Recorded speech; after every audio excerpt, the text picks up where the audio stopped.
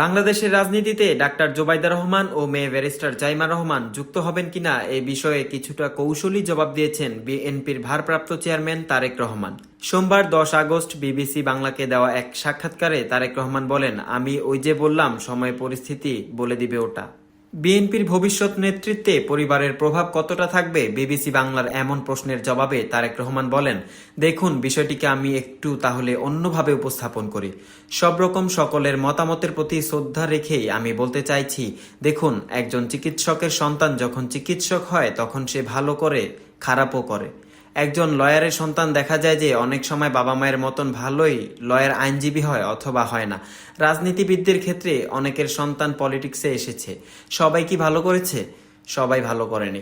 কেউ কেউ করেছে, কেউ কেউ করতে পারেনি ভালো।